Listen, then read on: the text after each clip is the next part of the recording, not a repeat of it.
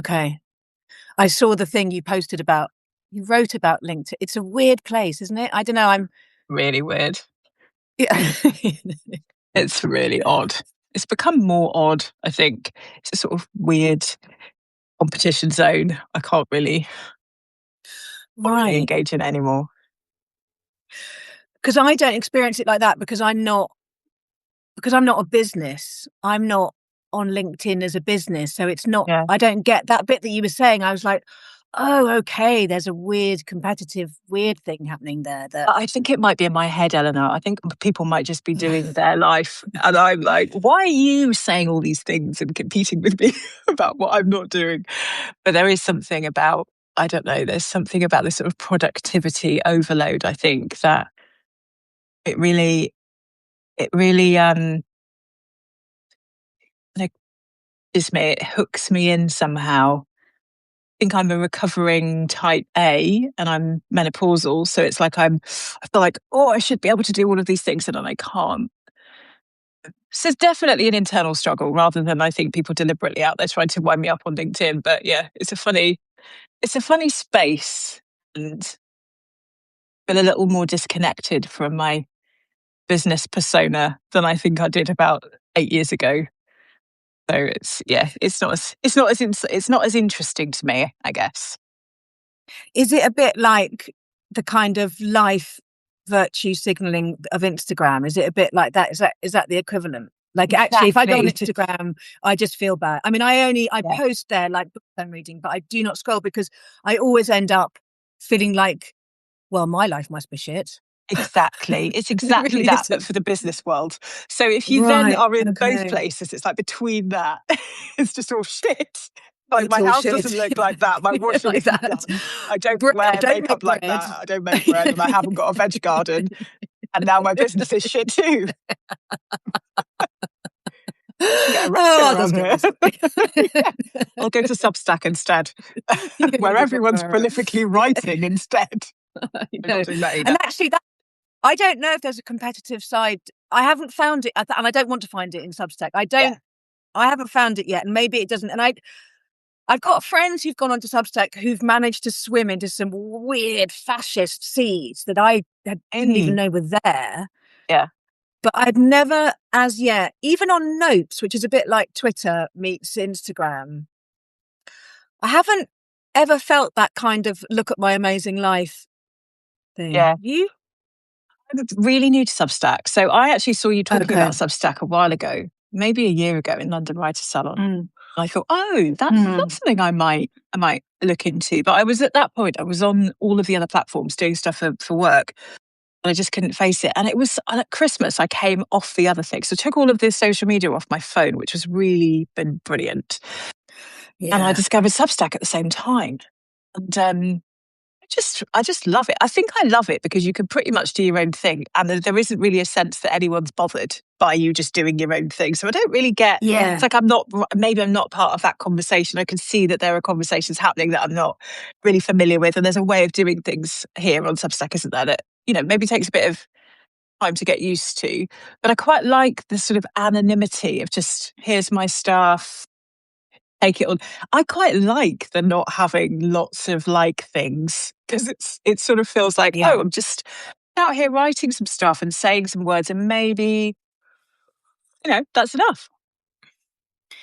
Yeah. Yeah. I think I've had moments there, especially when they did something to the algorithm. I'm probably using the wrong words, but they did something to something, which meant that suddenly we all had those of us who joined in sort of 22, I used to get my graph just went la la la la la la la like that, and Okay. then something happened, and all of us fell off a cliff, and there was Okay. about 6 months when suddenly that entire like thing, that Mm, bit that you don't want to enter into your world at all, mm, mm. hit. And Okay. I know people who freaked out, who Yeah. left, who Yeah. because I don't want to be at the mercy, or I don't even want to admit that I care about numbers. Yeah. Exactly. He needs to admit that. No one needs to But admit the that. fact, no, Yeah. that. But the fact is, and I try very hard, like I switched off all notifications. I don't look on my dashboard, blah, blah, blah. But when that cliff happened, because they Mm, changed something, mm, it was quite a moment. And that's the only yeah. time on Substack when I felt that level of competitiveness. And it was so distasteful. I mean, Yeah. I don't know how everyone else experienced it, but for me and what I Yeah. want in my life, what elements I want in my life, I was like, I do not want that in my life. Yeah. Yeah. Yeah, I hear you. I haven't, I'm kind of, feels like I'm late enough to the party to not be kind of in the zone of trying to gain followers. So it's kind of a nice place to Yeah. be because it's just like, well, when you're not trying to gain followers, you're just here to do your own thing. You're liberated in the sense that I also don't have a regular posting schedule, and it's quite nice to not feel like I'm showing up to perform something. So it's been Yeah. really nice. I also really like just I've started reading much more since being on Substack. I've started following people who make, kind of do monthly roundups of what they've read or what they've been listening to, or or people that they've been to see talking or reading from their books. And I just find myself kind of, oh yeah, yummy. Oh yeah, I like the sound of that. Oh, I'd Yeah. like to read that. And this is just a completely different zone to the one I've been in for a couple of years. So in that way, there's sort of a sort of spark of there's stuff going on in the world.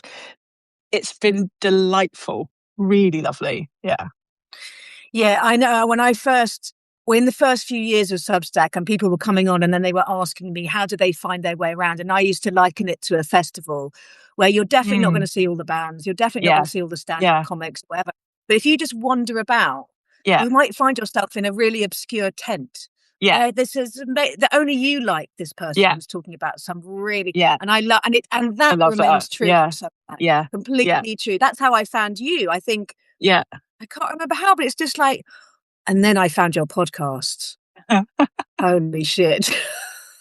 I think people really get into my podcast because they like my It's voice. I mean, So, it's like simple. and It's then like really sometimes people are like, oh, she's talking. And I'm just like, I the know. secret to my success: be a diversity, equity, inclusion consultant, but use this voice. It's the I know. only way I You're can doing it persuade on me now. people. Hang on, I'm just gonna go like that. You really believe in equity work, don't you? People are like, yeah, do talking. Bit. That is hilarious. But did you find just one more thing on the voice, and then we'll Yeah, actually get yeah. into the content, and in not the content, the stuff. Anyway, but how long have you been doing the podcast? And when you got into it, did you know? Because we all have our own, we do have a voice for that kind of thing. And were Mm. you aware that there's this special something? Well, so my background is Am teaching. I So I was a embarrassing teacher. No, I love it. My best friend's you? like, oh Good. my God, read anything. Read, read Yeah, the back of a I fag know. packet, whatever. Just read to I us. Come on, read. know. Um, I started the podcast, not this version of the podcast, but I started podcasting in about 2020. So I just moved to Denmark, and I had my business was called Nourished Collective. I still had a Mm, foot in education, so I was kind of talking about to nourish ourselves and stay in education. And I'd been doing training. I did a lot of training and sort of development for women. And what I noticed about the education sector, which I now find true of almost every sector that I work with, is this frenetic energy that people go about with. I think in education, it's a sort of, as much as it's really busy and is busy, there's also a desire to be busy and a desire to look busy. And I think sometimes means that we don't need to think very deeply about some of the things that are really problematic about the work that we're doing, or the way that we're engaging with children, or the way that we're engaging with families.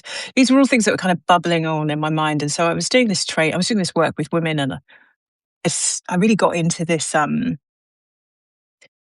curation of space that was like, now we're closing the door. And now we're just going to down for a moment and give ourselves time to work out how we're entering into this conversation. And so a lot of the kind of early finding of voice was actually my attempt to put a full stop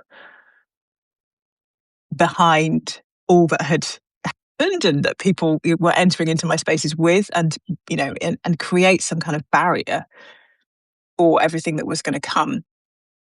And I think I ended up in this. So I started recording podcasts, and actually, I can't remember. I think it was it must have been 2019, so it was pre-COVID. I did a little series on. So I live in Denmark, and so I did a series on hygge and creating cozy moments during COVID, and again with teachers in mind, usually with women in mind who are thinking are probably going to be feeding 5,000 children and clearing up after their family, and also teaching all day and all of that stuff. I was like, let's have a moment where we don't have to do any of that. And I eventually found that the recording of the podcasts and the slowing down became meditative for me. So I often use it now as a way of kind of thinking about something, or blowing my often the sort of I end up with this sort of trail of breadcrumbs that somebody said something, and then I've been reading something, and then I've thought something, and I've had a conversation with a client, and it's coalescing into something, but I don't quite know what it is. And it isn't until I kind of come to do the podcast that I am able to draw together, or find the thread, or find the path between those breadcrumbs. So it has become this like, and now I've actually moved to my podcast producer Emily is always like, it's amazing because I'm sort of habitually late, and I say to her, send things over to her, and she'll say up, and it will be the day before. I'd say the sound quality is really terrible. It's really not doing you justice. And I had this really shitty microphone. So in the end, I was like, I just need something that I can do wherever I am, even though I'm never anywhere other than at my desk. I had this idea that I didn't want to be with this giant, kind of load of microphones and all sorts of stuff. So she recommended a mic, and now I just go to bed. So I go to bed on Wednesday evening, and I take it with me, and I just like get into bed. I sit on the bed and put my son to bed already, and I just kind of sit there and let it flow. So it's just really cozy now, a really cozy experience. Because that explains the feeling actually as well, because there's time and space in it. Are you working it out as you're recording, or you've worked it out? But you're not reading from something, are you? Notes. So I kind of read in terms of the logic of it. I always have a kind of, I want to go from here to here to here. So usually I will have notes on. I kind of feel like I'm drawing together. I think you commented on an episode that I did about parish council meeting. I had quite a lot. I had quite detailed notes actually for that, because I think I wrote a piece about it first. I tried to either write a piece and then record a podcast episode that sort of follows the piece, or vice versa. But then usually there's a sort of moment halfway through where I don't know where it comes from, but something drops in from somewhere else, and I'm able to connect it to other themes that I've been talking about previously. There's a backward trail of breadcrumbs, but there's usually something forward facing as well that I didn't quite know I was going to get to during the episode. And that's the bit I really love. There's a bit of going on stage and not quite knowing what you're going to say that I quite like about it, because it's like, me too. Yeah, there is something about my work that makes sense. It's kind of connected to something. It will find its way eventually. And I think a bit like the being on Substack, because my podcast isn't, I don't know why, but it's not world famous for some reason. I've got no idea. I don't understand why it's not world famous. Can I just say that? It's going to be. With it. Yeah, it will be. People are going to be like, wow, episode 43 was incredible. Like 5 downloads. It's amazing. That aside, I do, and because there aren't very many people listening to it, it does give me the opportunity to just put it out there and, be like, okay, I worked something out through the course of recording it. You're welcome. No, Yeah. No, I don't feel like I owe people a great big polished, finished. And on many episodes, I'm actually saying, don't know if you're following my thread. I don't know if you're with me yet. I don't know if I get it. I'm trying to work this out. I hope you understand. I hope you can see the way I'm thinking. So it is me trying to speak out loud how one might go about working through complex ideas and drawing together multiple strands. That's the feeling. That's one of the great pleasures of it, is that you're not, I don't feel when I sit down to listen that you're delivering a done deal. Mm, And I don't feel like, yeah, it doesn't feel like, yeah, so it doesn't feel like that. What it feels like is that you're inviting me in as you figure something out, and it's complex and there's loads of space, and you're bringing in all these strands. So I feel like I'm coming along with you in that. mm, As you go, I'm coming along with you. And then it's teaching me. Well, I want to get on to all the different kinds of literacy, because I've been mm. applying that all over the place now. But Yeah. what I find is that I'm learning from your approach to something that you find fascinating and complex, this very interesting, wide approach to it. And it's so much about just thinking about it. And I mean that as much thinking about it with the body as thinking about it with Mm, the intellect. yeah. But it's just this kind of, let's just sit with this thing that I found uncomfortable or fascinating or interesting. And now let's just think about it. And it's so not how the commercial world trains us, Mm, or generally the educational world trains us to have answers and fix it and done and next thing, yeah. next thing. It's just the antidote. And of course, my mind expands, my consciousness, my awareness expands.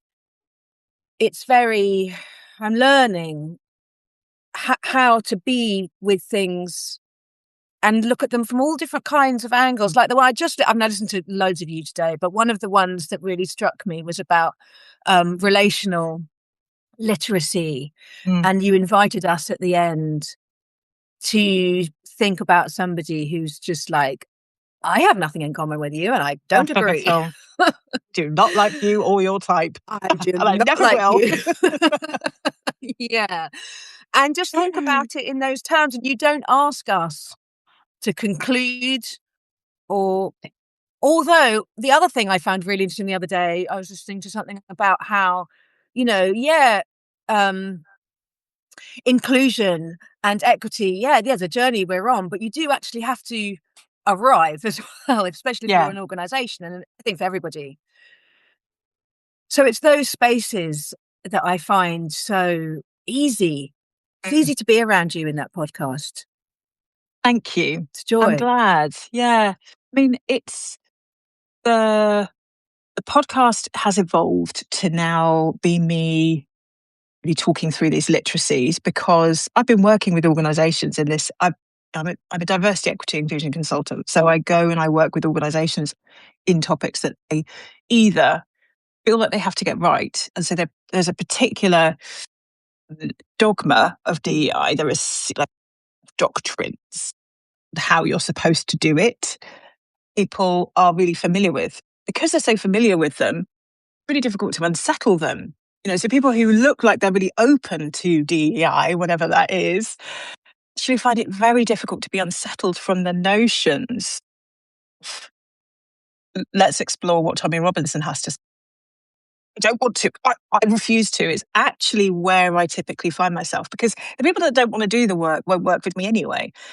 And my job Mm. has then been thinking, well, how do I unsettle the ease with which people who feel like they're on the right side really settle back into the same old kind of fixed ideas, people, and what is right and what is not okay.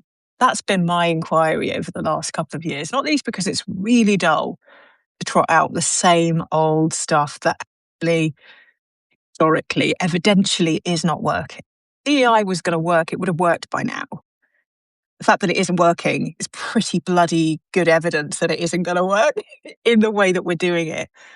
So I've Right. been thinking about well, actually, firstly, I don't believe in DEI. I think it's think it's a racket. I think it is designed to manage inequity, and it's there to make us feel like we've got a decent pressure relief valve, and that's it. And I think that absolutely there are things that people should be doing to keep places safe and all of that kind of stuff. But my interest is really in how people experience each other and the world. And that comes from me, like I work with kids and I've been working with teenagers for decades, but teenagers fall out and you're constantly dealing with like, okay, I know, she said that thing or looked at you in that way, but we've got to get around this. So I'm really interested in that zone of how do we get over this and around it. So I kind of, these literacies are things I guess I've been working with in different ways over the years. I used to call them different things, but really in the last year, I've been feeling like, it feels like an antidote to me. It feels like an antidote for me to be working in this way. Begin to unsettle the people who I am closest to in the work, actually, and their way of approaching it. And to unsettle myself, to say, what if you did have to try and kind of get into bed with this character or that character? And what if it's not as simple as you would have it be? What other ways are there of looking at it? And it's been really interesting, Eleanor, because it has been a way of working that has allowed people to come towards doing quite deep work quite quickly. And actually, on the face of it, it's almost like a watered down version of what people think they should be doing, if that makes sense. It's like, it's not really in your face. It's actually quite gentle in many ways, but I think it's really powerful because of that. Okay, so what was coming to mind then as you were speaking, because I was listening to you talk on another podcast on your podcast, another episode about the spiral and that horizontal vertical. So landing in the same problem, different plane. Yeah. And then you were talking about the soil instead, like working on changing the soil. So how do you, when you go into an organization, like the Oxfam episode was a really brilliant and powerful example. Oh, God. So how do you go, if you go into an organization like say Oxfam, and you talk to them about, would you say let's change the soil, or should we look at the soil? What's the language you choose, even at the beginning of that conversation about the soil? What's the language you choose there? The very beginning of the conversation, I'm always talking about ecology. So what's the ecology of your organization? The ecology is organization as ecology. Interesting to me. So organization as ecology means that there are going to be things that are growing poorly, things that are not growing, things that are dominating, things that we see, things that we don't see. Like we don't see mycelium, but it's there. So ecology is, to me at least, it feels like a more democratic way of thinking about institutions and organizations, because everything has its place and its kind of role. We just and there's a symbiosis as well. So even the thing that is kind of poisonous is in some way working with something that is life-giving or life-affirming. We take that view, and then I invite people to think about the different ways or to think about equity through the different aspects of ecology. So in my head, at least, flora and fauna being the narratives, the stories that dominate the ecology, tend to be the things that we see most easily. The CEO saying this, the vision and values say this, or believes itself to be this in the world, the history of the organization is this. And then there will be stories that also determine the other's perception of it. Oh, apparently or doing this, or this has happened. So stories as flora and fauna is something that I would say is an aspect of the ecology really important for us to understand what those are. And even in that use of language allows people to recognize that there will be stories that they're really familiar with and stories that they're not familiar with. Very subtle level. We're already opening the doors of perception enough for people to say, do you know what? I've got a clue what the cleaners think about working here. That's a story that I haven't got any idea about, without them feeling like they're being blamed for not knowing how the cleaners feel about working there. Just it becomes an interesting, this is an ecology. There's going to be loads of stories here. I wonder what this person feels. I wonder how this is understood. And that's been just fascinating to watch. So the other aspects of the ecology I Okay. talk about then are mycelium, the mycelium of connection that is here. I like to talk about relationships, the way that we relate to each other, mycelium, because rather than, I think, traditional understandings of how humans relating to each other in organizations, like we are having a conversation, we're having a falling out, or we're getting on. Understanding relationships as mycelium is to say that we are all connected all the time, infinitely, and always will be. So there's not somebody that you just choose not to talk to. You're in relationship with them as you choose not to talk to them. There isn't somebody that you just don't know in the organization further down the hierarchy because, they're cleaners and the CEO. You are in relationship with them in your absence of understanding who they are. You're still in relationship with them. And again, mycelium is there's a sense then of not some people who are in relationship with others and others are excluded, but just this sense of like, okay, how healthy is this mycelium? How do we want to nurture it? I then go on to talk about water and how water is power in organizations. This is our liberatory literacy. I had this because I think probably because I live by the sea, I kept trying to think about the ecology of organizations and what I was seeing in the world as I was walking and how I kind of understand the world as well. And thinking, when I'm experiencing organizations, I experience these things as flows of power, water being stemmed, being dammed, being allowed, pooling, being collected in some ways, nourishing in many ways. Power has the absolute kind of opportunity to nourish, to allow this, in the confluence of water, to allow everybody to experience what it is to have agency in an organization. What a fantastic thing. But also, it can be damned in ways that are really unhelpful. And also, it can be misunderstood by people who experience, the shallows, as I talk about in some of those episodes. Then and this is all the kind of more lyrical language for basically saying, how do people use power? What do you know about people? What are the relationships like? And this fourth one, which I call aesthetic literacy, was that I could never find people talking about in equity work. What is the vibe? We're so good at understanding what the checklist is. We're so good at understanding whether the policy exists, but what's the vibe? You know the vibe when you walk into a place. You know the vibe when you go to an interview. You know the vibe when you were the fifth candidate that was actually added to the list because they didn't have anybody Asian that they wanted to interview and they needed to show that they were going to make an effort for diversity. The vibe tells us a lot, and organizational culture kind of gaslights us out of recognizing vibe. And I want to bring vibe back in big time. So vibe is to say, I feel like, I've worked in, when I was in education, I worked in people referral settings and in education other than at school service. So I've worked with lots of people who have been kind of on the periphery of provision for children who were young offenders or who kind of like had worked in education institutions that were a lot more institutional than your average mainstream, your primary school. I always felt like those places had a very peculiar aesthetic, very forbidding, and claustrophobic kind of shape.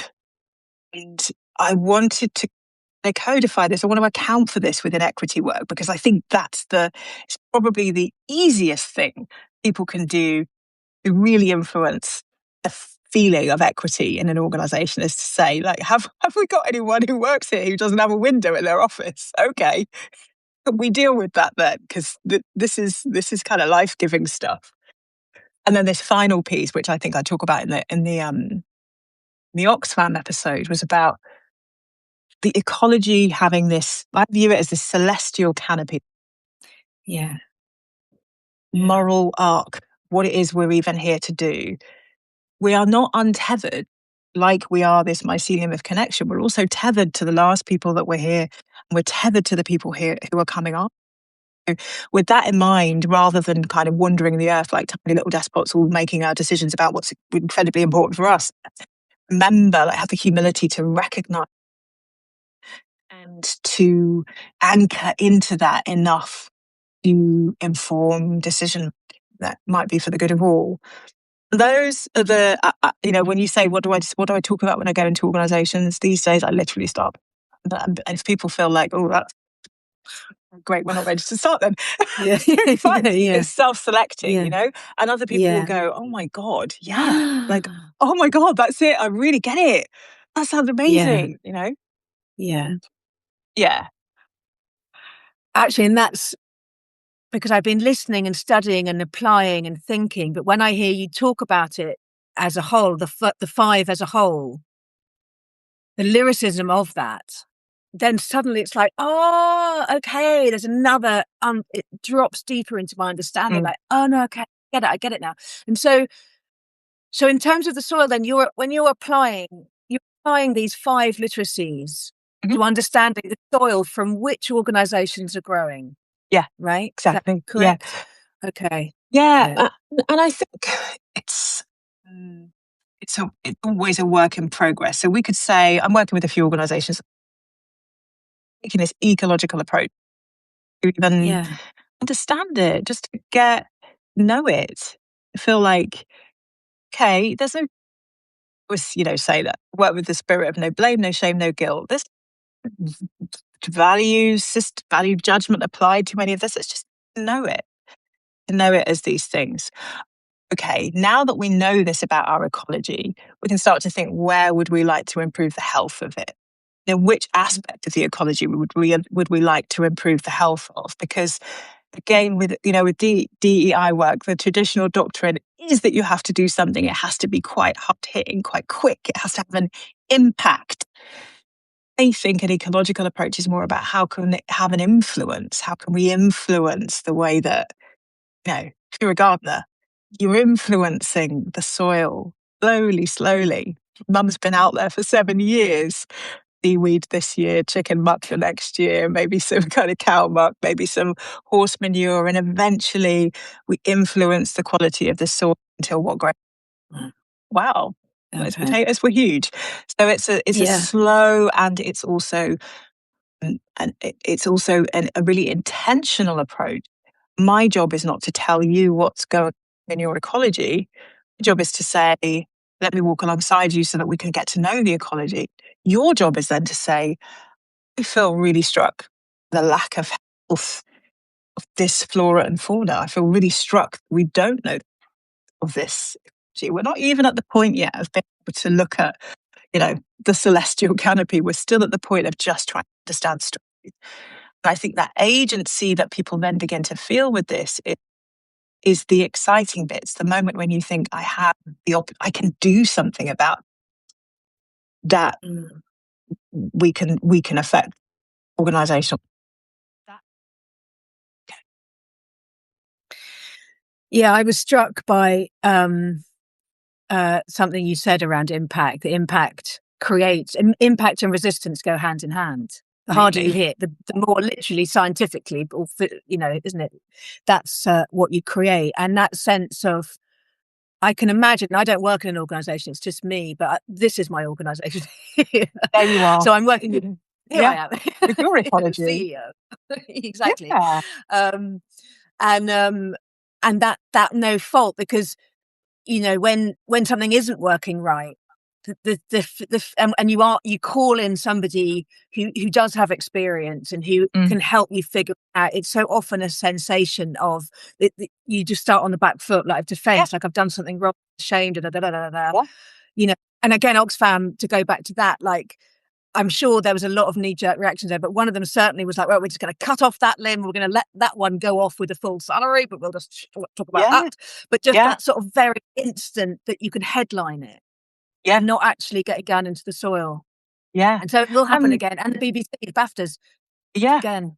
Yeah. Right. And I think many of the things that I've witnessed in organizations are also a there's a reluctance to go slow because it's really uncomfortable. So people are really unfamiliar with sitting with and being with the kinds of emotions that come up when you've done Mm. something terrible, when something really shit has happened, and you're absolutely responsible for it.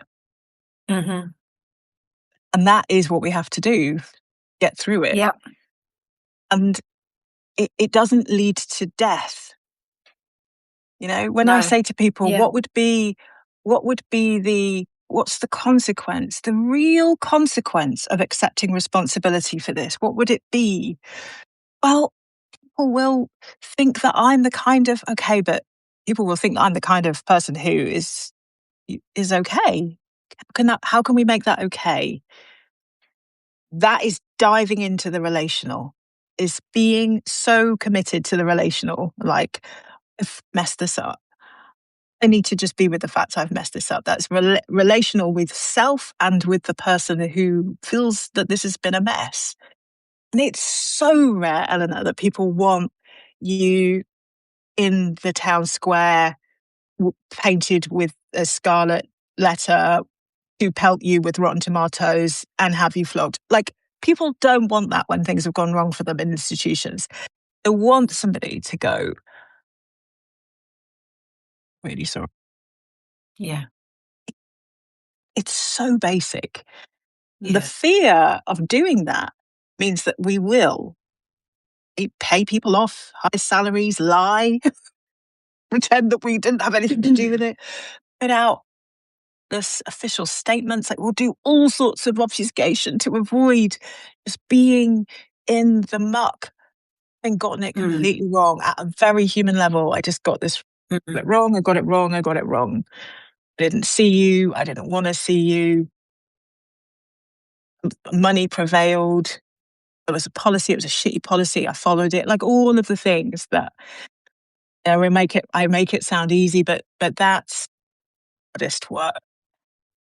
That's the work people are terrified of. And terrified of, within families as well. I fucked Mm. up. I Yeah, fucked up. yeah, I'm really sorry. yeah, Yeah, sitting in the muck. yeah. You have a great James Baldwin quote, and I'm going to misquote it now, but it's about facing, that change The can only happen when unfaceable. you exactly, like, the Yeah. first thing is just to face it. And I know I do a lot of Mm. Tara Brach work. I've been Yeah, through a yeah, that's lot how of back. grief this year, and I've been really leaning on Mm, recognize, allow, investigate, nurture.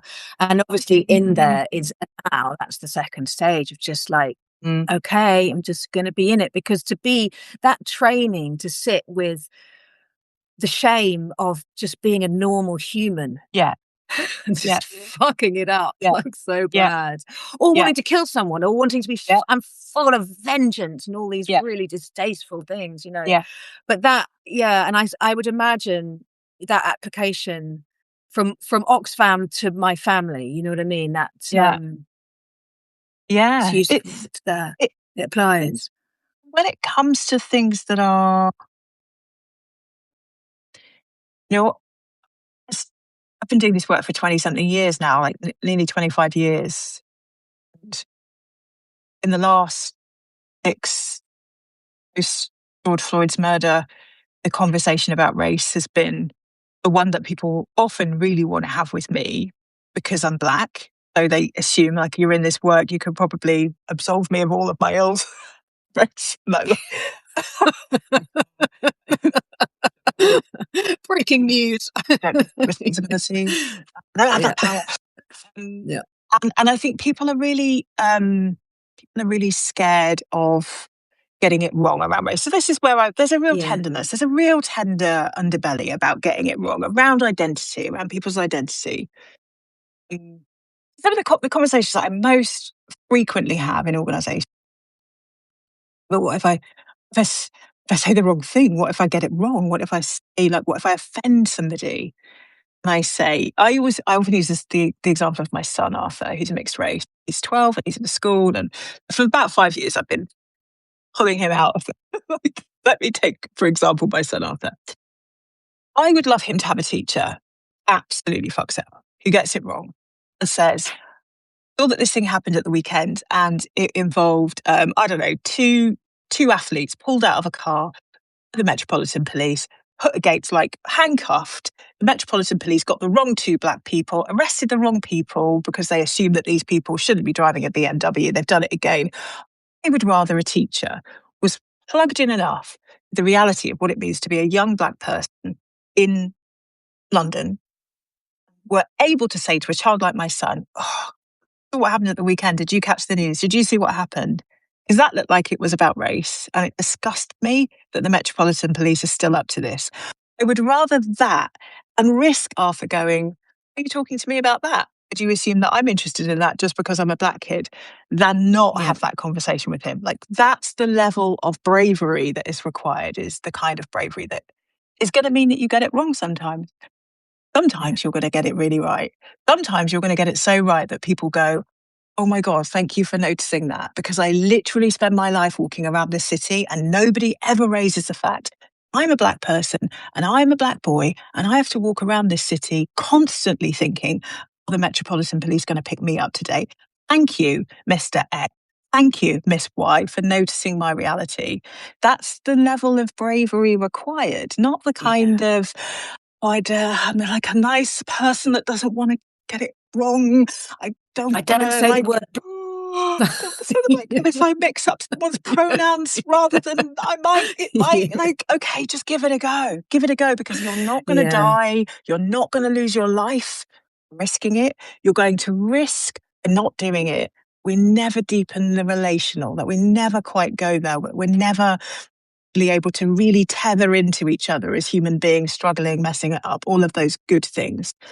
So yeah, and I softly, gently kind of encouraging people to have these sorts of conversations and to start with themselves, maybe to start with their Mm. families, Mm. risk that, really very rarely does anything very bad happen when you get it wrong.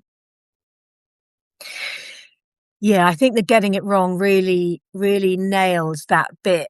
And it seems to symbolize as well. I think when one is consumed with not wanting to get it wrong, there's a marriage there of being consumed with relating to somebody on a level up from just the human, Yeah, absolutely. isn't it? Because Absolutely. first step, human, Yeah. Yeah. that's the soil, right? Yeah. Yeah. Yeah. Absolutely. And I think there's something also quite democratizing human. Not first step other. You're not other to me. We're just all the same. We're having different Yeah, experiences of being the same. I guess quite yeah, useful. It's quite a useful first step. Mm. yeah. And I get it wrong pretty much all the time. Yeah. I mean, like, always. Yeah. You know, Yeah. to a Me too. ridiculous degree. I'm like, didn't even think about that person. I totally Fuck made that the up. assumption about that person. I totally got Yeah. that wrong. I mean, I'm doing this all day, every day, and that wasn't great. And needing to come back around and solve it and and all of those things, because yeah, as you say, it's just being human on this planet. It's I have that. Well, I've got it close to home. I have twins. One of them's a he and one of them's a they. And so I've been on a learning curve with them, and they've been on a learning curve with themselves. And a really interesting place we've got to now. I've been talking to also my nephew is going out with a trans girl, and so we've had Mhm. lots of conversations. One of the things that's been coming up a lot is how sick they are collectively of the young trans people I've been talking to, really sick of the word community. Mm. Like, fucking Yeah, over it. yeah. Do not Which community one? me. Yeah, Yeah, yeah, so annoying. yeah. And I must say, I was like, but it feels to me like the revolution from, I don't know when trans became like a public conversation. There was a time when it wasn't right up here in the public sphere. Mm, So whenever that moment was, but it feels like a very, very fast revolution it's moving mm, so fast, which I think is great because we're like running through all these mm, scenarios like double quick and now getting to the mm. point where please don't community me. Yeah, Do you know what I mean? Like you're locking yeah, me into something. Like the only yeah, time community is a viable world is if it's like literally your village, like a yeah, geographical yeah. community. 100%. Which Yeah, right, which I yeah, thought was such an interesting like evolution. Already we're yeah. moving. Like Fantastic. I'm so pleased it's so fast. I think, yeah. again, I think that some of this some of this has been just an effort to manage inequity. Like if I community you, then I can kind of put you somewhere and then I can manage the place that I've put you. And it sounds respectful, doesn't it? It So sounds like yeah, yeah, yeah. I mean, like, and because these communities don't exist. no, Your child is quite right. yeah, There is no black community. What would it be? no. What are you talking It's about? ridiculous. It's ridiculous. It cannot exist. It's because we're not even a human. Well, we are. I don't even know if we're a human community, but I think that those I can understand why an approach like the one that I take can feel completely overwhelming because it doesn't really have rails, doesn't really end anywhere. The Yeah. infinite nature of it feels, I can see people kind of gulping as I say, hang on a minute, I've only got to one literacy. There's another four. Um, because it feels like I really learn all of this. And I think that's where, in the attempt to learn and to categorize and to quickly metabolize difference, we have found a shorthand that are helpful to us, that make us feel good, make us feel like we're being respected, but ultimately lead to nothing. We've simply recategorized people. We feel probably our nervous system feels calmer as a consequence. Understand what to do with you is what that is, and what to do with you has already been decided. Is in a particular doctrine of what I'm supposed to do with trans people, in a particular document that describes precisely what I have to do with disabled people. Phew, isn't it? It's like, right, Yeah, thank done. God. Okay, Now if I know. I Now can there's a look that manual. up now. There's a Yep. policy for that. I can deal with that. Yeah. Describing is something that is way less easy to comprehend. It could feel like it's overwhelming. I actually think it's probably much more easy to metabolize than the other way of doing it, because we are naturally storied people, because we are naturally, like when I say to you, you are connected to every human, whether you like it or not. I don't know, well, maybe you don't feel the same way, but when I say it to me, I'm I like, do feel that way. ah, thank Ooh. God. I know, I do. Yeah, I do. Oh, yeah, Because okay. there's no effort. It's like, okay, it's already Yeah, happening. It's really already done. happening. So really, all I need to do, and I wanted to bring this in, this overwhelm, this like, what, it's too much, what do all that thing. Because when I view it like that, and I practice that on a minute by minute basis, because it does make my nervous system feel so much better, then really, if all I've got is to check in with my nervous system and just check in, see how I am and relax it down, that in itself filters out. Yes, exactly. Exactly. And that means all of us in the ecology of ourselves can nurture each other. And that's Mm. a relief. Yeah. That's where That's the work is beautiful. happening. It's an inside job. Mm. I mean, at a It's an very inside job. I basic love that. level. I love that. DEI, there is no thing. Like, it's an No. acronym that poorly describes what have been reduced to workplace practices. It's an inside job. Yeah. The extent to which I can do it in here is the extent to which I can realize with the next person, which is you right now in this moment. Yeah. That's Yeah. the extent to which we can then realize that beyond ours. So institutionally, there is no effort, nothing to learn. There's literally nothing to learn. Whereas Mm. do I know or not know how? And what's the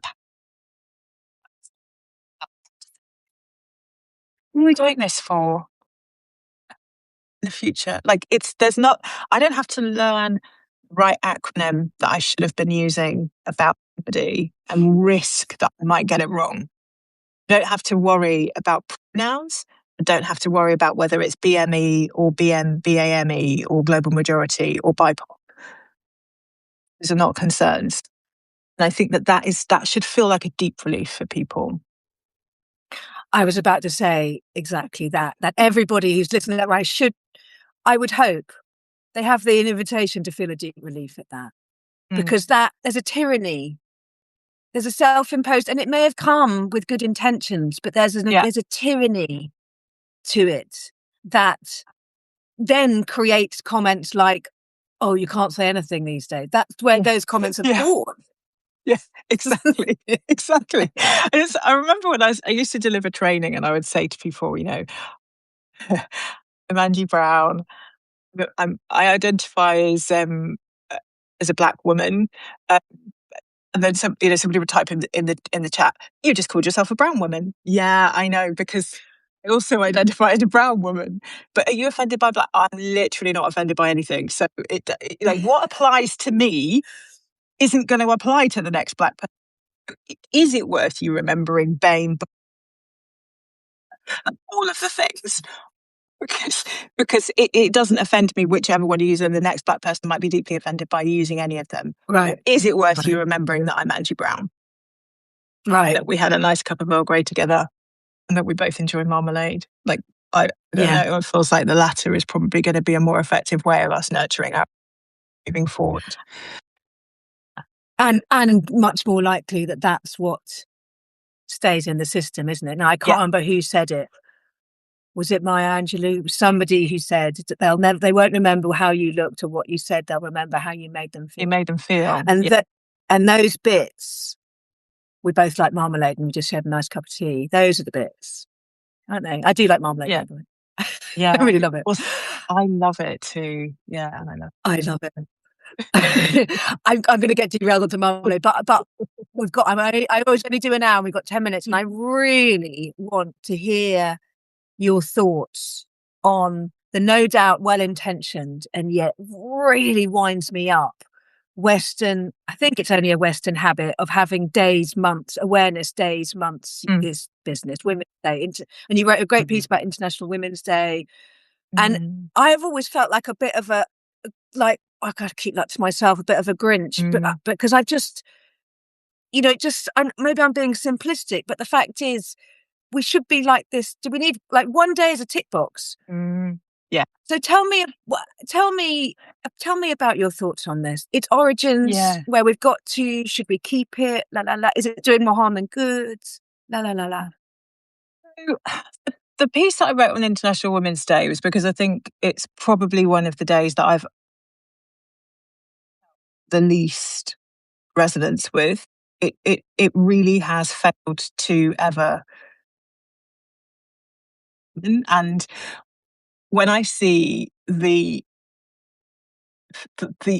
lowest of bars being set about what women should be striving for, I just feel it just doesn't move me. It's never really moved me. And so I was curious about it, because usually I feel a sort of irritation with things, but I don't really know why I feel an irritation with things. And it was funny because I wrote it and then others were like, I didn't know why I felt irritated, and now I realise why I felt irritated. I was like, so I was like, oh yeah, what is the history of International Women's Day? To find that the workers' movement, capitalist movement, it's a movement which is, of course it's a workers' movement. Of course it's about the people who are actually working in factories and working in mills and trying to get some sense of their experience. So seeing it kind of corporatized, if that is a word, really sticks in the crawl, doesn't it? Well, it does for me. I think that these days, this may sound quite cynical, I think these days are a relief valve. I think they exist as part of the architecture that also wants to manage inequity in order to allow people the one day or month that feels like, you see, you are seen, you're appreciated, and you too could strive and do well and feel good about this world. And we really support you. And I think this because I think that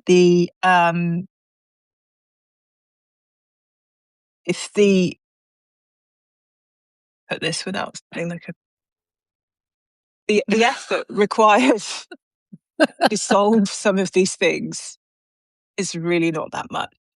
If we wanted to have more women in the workplace, able to both be women in the workplace and to parent and to experience of pay and all of the things that we think that we have to somehow push for on one day a year, we could just bloody well do it. Like, it is possible. Right. The economy Right. exists to make that happen. So, I'm part of a project at the moment where we're rethinking the teaching workforce and looking at why there are so few black and brown teachers in the workforce in the UK. It's something I've been talking about for about the last 15 years. This has been a topic of conversation that doesn't need any more research put into it. If the system wanted to have more black and brown teachers leading schools, it would, because it's full, because the people are there. The question is actually, why do we not want them there? The question is actually, why do we Yeah. not want more women running running organisations? It's not where are they or how is it Yeah. that they can't get there. It's why is there an architecture that has been designed to keep them out? And that's, again, with no blame, no shame, no guilt. Let's have that conversation because it's more interesting and it feels honest. It feels like it might get us somewhere if we actually started talking about that. So I think that these days have some small value. Whenever I work with organizations that mark those days, I kind of, yeah, I guess the organizations I work with would mark things like International Women's Day. They would mark Black History Month in different months of the year in different places, and maybe disability awareness, and it was Trans Day Visibility. There are some sort of days that get marked. I think that they do something to add to the kind of vocabulary of the place to recognise that other people other than straight cis white het people do exist. But as for changing anything, that's not what they're designed to do.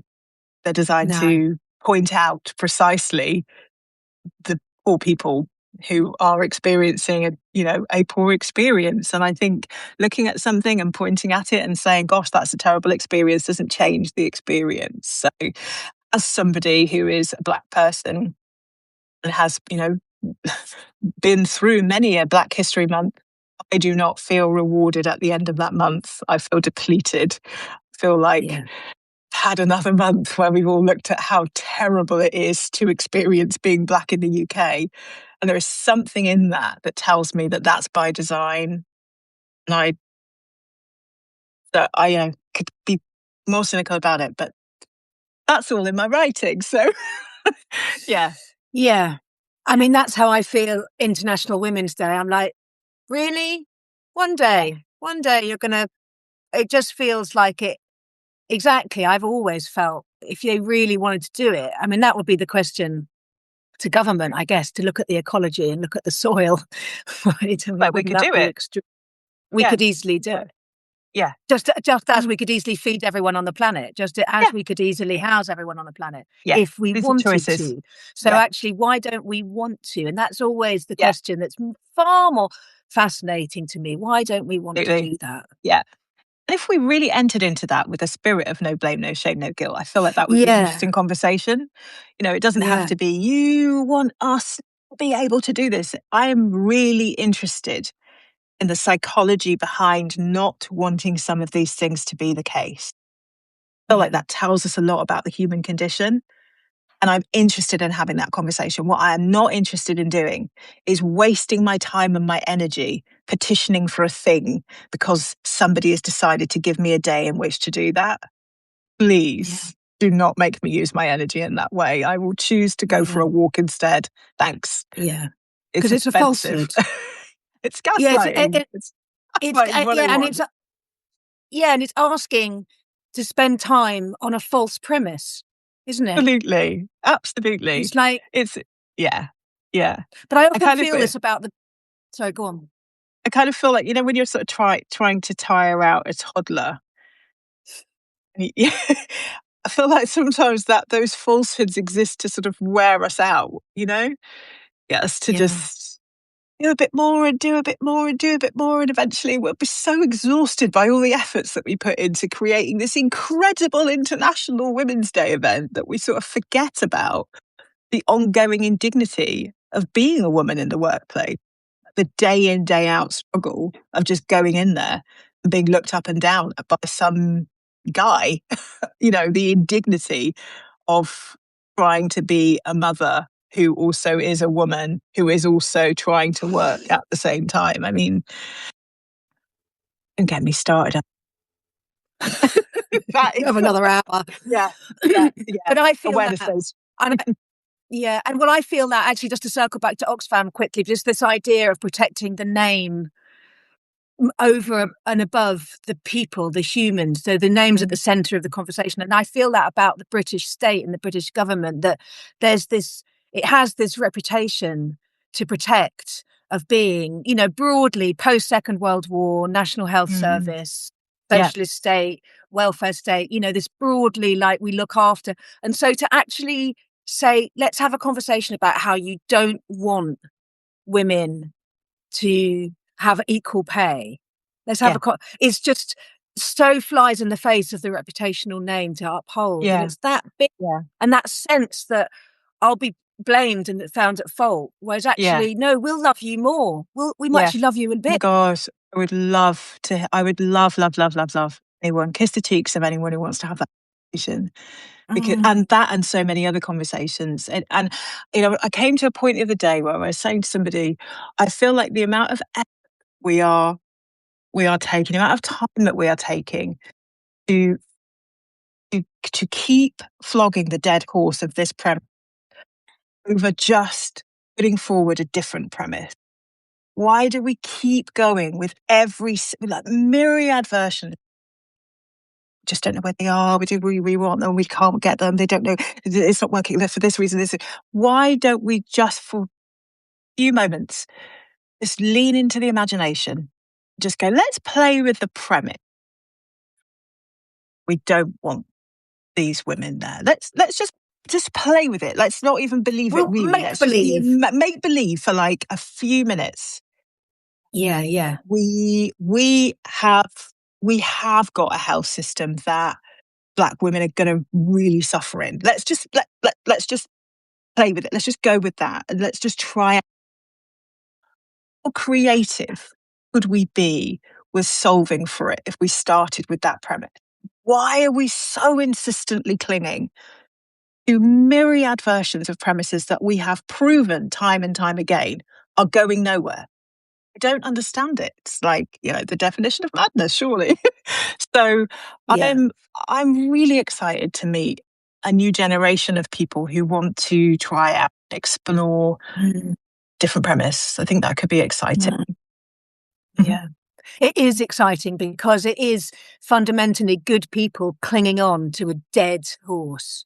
Yeah, And that's a tragedy yeah, because it is so exciting to have those yeah, conversations where yeah, we go, yeah, yeah, let's just check out this one instead. Because yeah, then suddenly the world opens up and it's just yeah, so much more yeah, exciting. And 100%. ho to Yeah. the next generation. Well, I've had an hour for you, Angie. It's been fucking brilliant.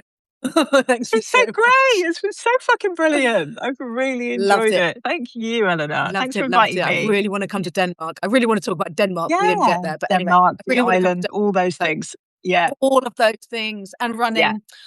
Yeah. Yeah. Okay. Fantastic. Load of love. Thanks for your work. Thank Thanks for your you. voice. Thanks for your podcast. Thanks for Yeah. all of your literacy. Thank Okay. you. I will see you soon. See you in the Yeah. States. Bye. Take care. Bye, Angie. You Bye. too. Bye.